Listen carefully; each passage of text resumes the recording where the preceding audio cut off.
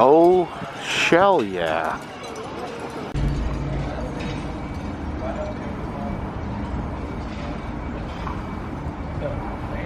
Hey, you all. Carpetbagger here, coming to you live from the South.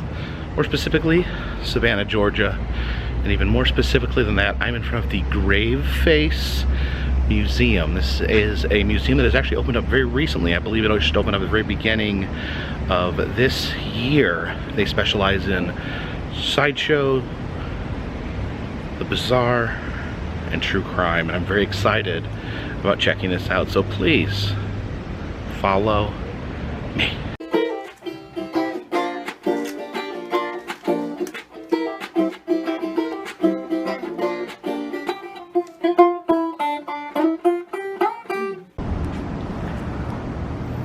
Oddities Museum, focusing on all things unusual, macabre, unique, and mysterious. Oh wow. The devil's mouth right there. Some records down there. Some taxidermy overlooking the shop. Check out that baboon, Masonic baboon.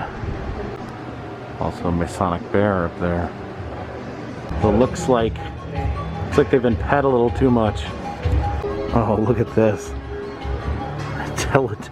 Teletubby head. Richard Ramirez and anti-social distancing. Avoid people, take walks at night. If you're not touching your own stuff, wear gloves. While quarantining, listen to music or read a book. And wash your hands often. Alright. Into the Graveface Museum. Oh wow. I'm Ryan, as I stated. I own all this shit, so if you have questions along the way, just ask. This is what I call the roadside America. By that I mean things you may have seen driving cross country, 40s to the 60s, little tourist attractions and stuff, are where I got some of this. It's got three aspects to it. The freak taxidermy like Clementine or five-legged cow. There's a two-headed calf, two-headed pig. This was a performing circus bear. This was his trick. You got Spider-Man, 2 heads and 6 legs. So I point these things out as they were real, living, breathing creatures, not sideshow gaffs. The flip side of this room are the sideshow gaffs. I don't need to tell you this, but the Fiji mermaid's probably the most famous example. That's a nice one. My personal favorite version of the Fiji mermaid, though, is this. This is a Homer Tate piece called Fish Girl from the 1940s, where he cut off his wife's hair and used his cat's teeth. So that's Homer Tate's wife's hair on there. Yeah, so that's his great-granddaughter holding it. That's who we got it from. Oh, wow. So I, at this point, have, to my knowledge, there might be some private collectors, the world's largest Homer Tate collection. That's amazing. This room probably has, I don't know, 15, 16 pieces, but I've got another 15, 16 at home. This is where I would tell people who the hell he is, but you know who he is. This is a nice Ward Hall used coffin lid. Yeah. So that's got some good sideshow use, this piece here. These two are my favorite shrunken heads that he made. And this is an original lecture where he would pretend he found them in the wilds of Borneo. You might love this piece. To my knowledge, and again, I could be wrong, this is the only complete original coffin. Okay, so it would be actually displayed in this coffin? Correct, and then you'd pay your dime and hear the big talk of come see Crocodile Boy, and so on, and then that's the review. Oh, wow. I'm in love with this piece. Oh, the teeth are interesting. Wonder what I have no clue what they look like. There's some kind of teeth, but I can't say what exactly. Yeah, I mean, that's the beauty of Homer, obviously. And I don't know if you've dug much into like his workshop spaces, but I mean, they're fantastic. Like real human skulls meshed with weird gaffy things, and the way he looks at his creation is just creepy. I don't know, dude is one of my faves of all time, so it's been an honor to collect his stuff. This is a good piece. This is where it came from. Yeah, so I'll let you roam free, but the third and final aspect of this room is the hoodoo stuff. So it sounds kind of weird, but all this cladding you see on the walls surrounding us, I ripped out of this house. This was Madame Truth's hoodoo house out towards the Isle of Hope, like 15 minutes from here. Well worth checking out, by the way. Before they demoed the house, I got walls and rescued these other objects. Now, Madame Truth should be famous like Marie Laveau is in New Orleans, but you know, that's voodoo and this is hoodoo, and Savannah doesn't embrace on that too much? Yeah, so this is me doing my part to elevate her. So if you want something hyper-local, read this. Last but not least, we opened for the first time on Valentine's Day, despite me having this space for 3 years, slowly building it out. And somehow, it took until 3 days before we opened for me to notice that there's light back here and darkness here. So I cut a hole here a couple days before we opened just to see why that is. And I ended up pulling out this chanting, speaking in tongues, and sermon record from inside of the wall. What? As well as the stuff you see inside of the wall. So this was all in here? There's like an altar? Yeah, so the thing is, if you notice, that's voodoo, which is not native to Savannah. So what I would surmise, and this is now me just riffing, but if you Google that label, that company maybe like 3-4 years in the 40s existed. So I would guess that someone came in off the river, found this was abandoned at the time, found out that it was abandoned and literally just squatted in here, and then over the years people just built in front of it. Built over and it. Didn't want to, you know, disrupt it. That's so amazing. Now people leave like, I don't know, rolled up. I've never looked at what people are leaving. Various objects. So, but yeah, feel free to roam. I'll pop in from time to time just to check on you and give little textual bits. Look at that. That is a possum. And they have like a crystal ball full of fetal possums. Here's a little mouse satanic sacrifice. You see the satanic mouse priest sacrificing that other adorable little mouse to Satan. I'm actually completely blown away by this Homer Tate collection. I was not expecting this. For you people who may not know who Homer Tate was, he was the king of the gaffs. He made these models so that they would travel in traveling sideshows. Actually, his most famous work is The Thing out in Dragoon, Arizona. But he made tons of these for traveling sideshows. And let's take a look at that Fiji mermaid made by Homer Tate with his wife's hair. So cool. We have Spider Fawn. It is a fawn with 2 heads and 6 legs. Little baby deer. There's a coffin lid wolf boy. One of 26 that were found in a cave in Peru. This cave just dries out and mummifies. Body moisture disappears. And there's Devil Boy. There's a fur-bearing trout hanging right there. Never actually seen one of these. This book has a advertisement for Homer Tate from Tate's Curiosity Shop in Phoenix, Arizona. He would actually sell his models in magazines. This is Pete Hennon's Thalamide Baby Show. That's a rubber baby that would put in a jar and claimed to have been a real baby. This is Eddie, the circus bear. There's the unicycle that he would ride. Clementine, the 5-legged cow. Yeah, look at that. 5th leg right in the middle. Get another Fiji mermaid right there. Oh, that's a creepy one. Look at his mouth. This is Will Knight's spiderweb farm. Apparently he would farm spider webs and then preserve them on pieces of wood. Okay, heading into the UFO room here. The story here talks about a mysterious visitor that came and met Ryan at his record shop.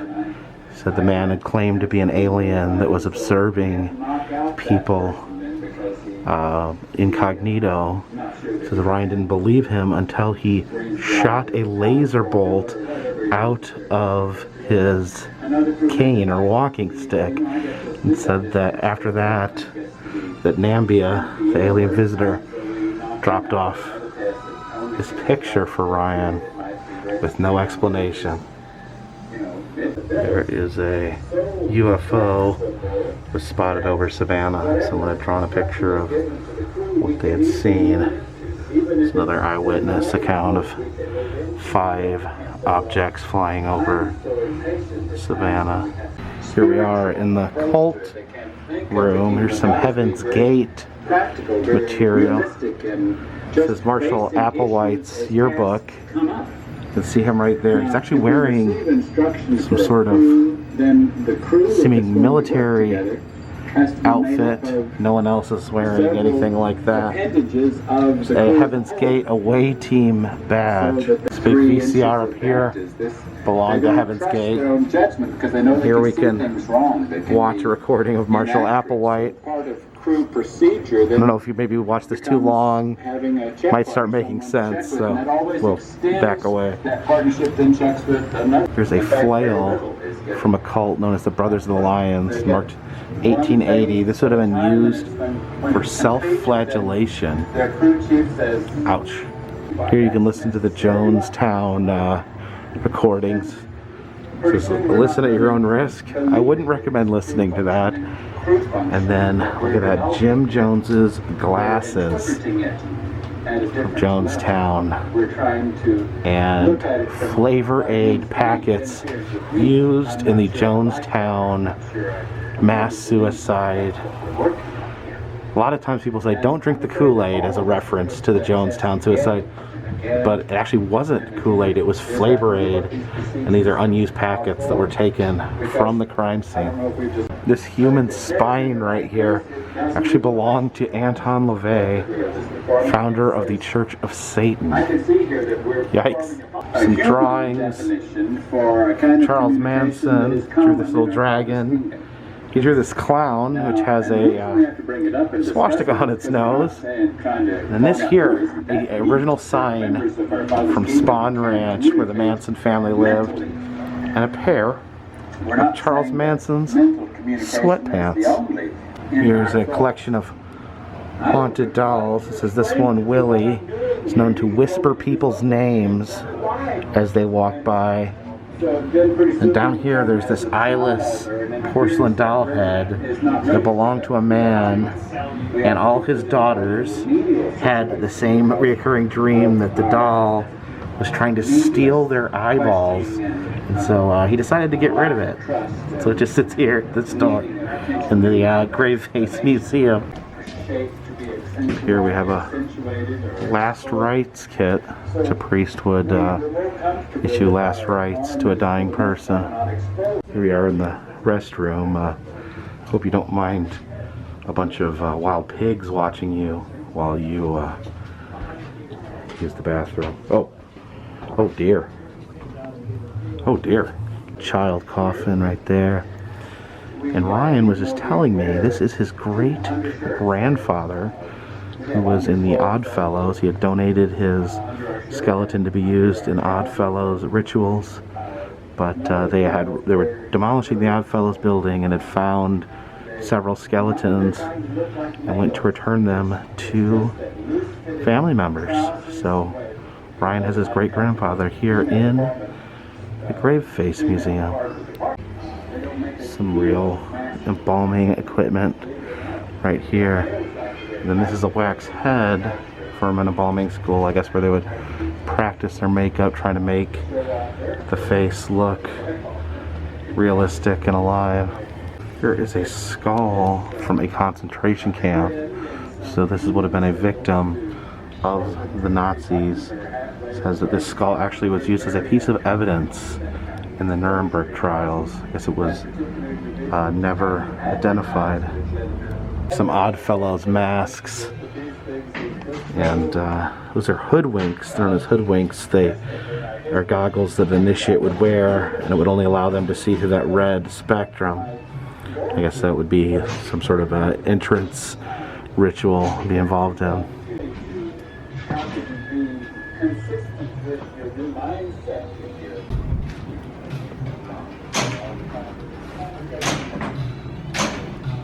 In here, we have a vintage arcade and pinball machine area. This one's called Bone Busters, and I don't know if it looks somewhat similar to the Ghost Busters. We have Monster Gun here with Ernie's head. Let's oh, okay, we got the gun here. We got to shoot those targets. Oh, these are hard. There's quite a collection of pinball machines. Tales from the Crypt, Creature from the Black Lagoon, Phantom of the Opera, Haunted House, Nightmare on Elm Street, Monster Bash. I am seeing a clear theme. These do appear to be monster and horror themed pinball.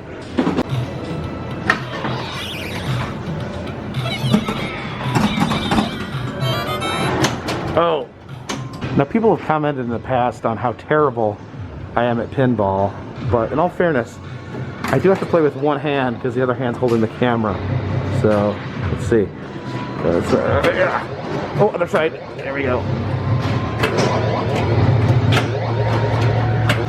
This is Dracula here.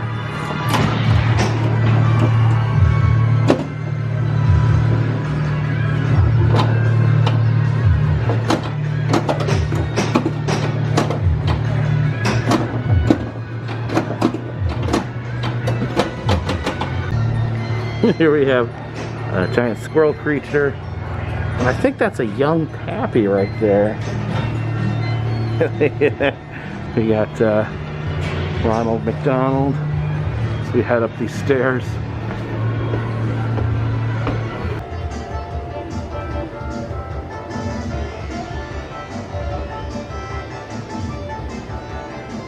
So you see this clown here throwing that spiky looking ball to that bastard kid? Yeah.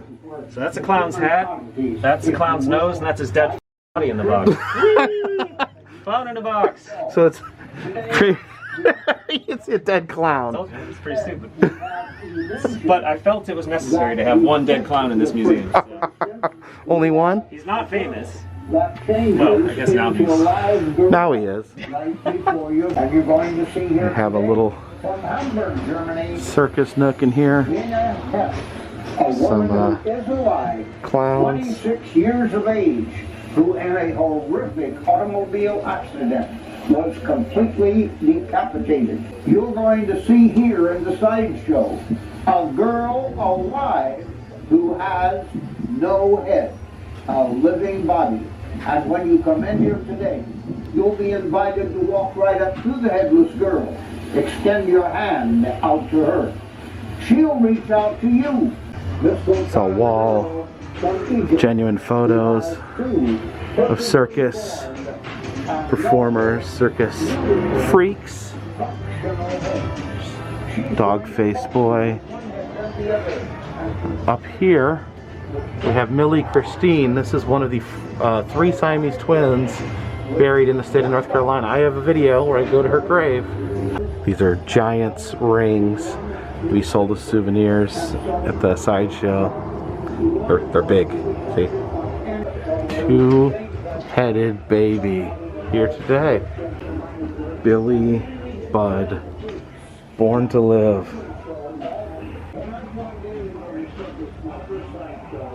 And this is the part where stuff starts to get a little bit dark. We are in the serial killer room. This is our newest addition to the museum, the Ed Gein section. They even have an Ed Gein rookie card. Of course, Ed Gein, one of the most notorious serial killers. Even though technically not a serial killer, he did not kill enough people. He actually liked to dig up dead bodies. But probably the most influential when it comes to cinema. He was the inspiration for Leatherface from Texas Chainsaw Massacre. The inspiration for Buffalo Bill and Silence of the Lambs, and Norman Bates as well. So just think about that. Think about how wide of an inspiration that is. This is a crime scene photo from Ed Gein's house. Those are all human bones laid out. They have some other crime scene photos in this museum, but I don't think YouTube would let me show those to you. This was found at Ed Gein's house. It is a lock of women's hair on a keychain. I guess they don't know exactly whose hair it was. I think there's some feeling that it could have been his mother. He was very obsessed with his mother.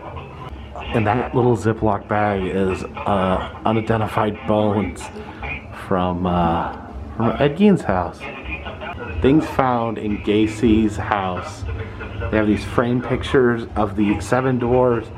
And yes, looking at Gacy's art, he was absolutely obsessed with Snow White and the 7 dwarves. Here's a painting that Gacy made himself. Another one of the 7 dwarves.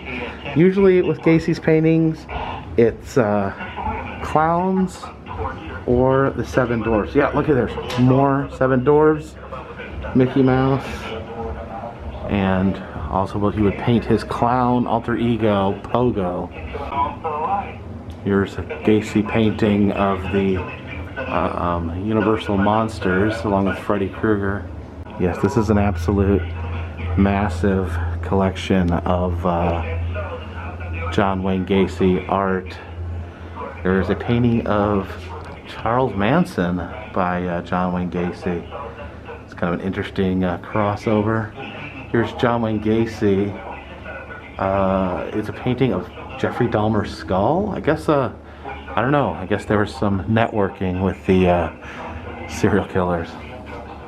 Some more Pogo. Yeah, Pogo the Clown.